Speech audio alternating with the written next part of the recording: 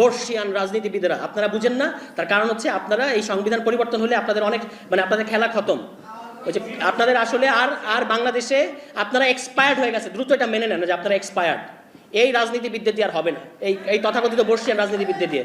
এই নতুন সময়ের জন্য নতুন ধরনের রাজনীতি দরকার।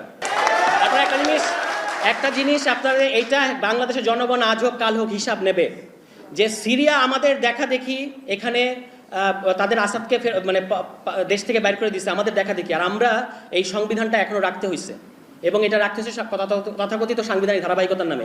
অন্তর্বর্তীকালীন জাতীয় সরকারের প্রস্তাব ছাত্ররা দিয়েছিল, কারা বিরোধিতা করেছিল, এটা ইতিহাস একদিন কথা বলবে। এই আজকে যত সংকট দেখতে পাচ্ছেন, এই সংকটের গোড়া হচ্ছে সেইখানে। আমি আর কথা বাড়াবো না, নীলা অনেকবার বিরক্ত হয়েছে আমার উপরে। আর বাকি প্রশ্ন উত্তর আমাদের যারা নেত্রীরা আছেন, আপনারা একটা জিনিস মনে রাখবেন, তাদের নেতৃত্বে কিন্তু আমরা এনসিপিতে কাজ করছি, এবং আমাদের কোনো এটা নিয়ে কোনো হীনমন্যতা, কোনো ধরনের কোনো সমস্যা হচ্ছে না। সুতরাং আমাদের দিক থেকে যারা যোগ্য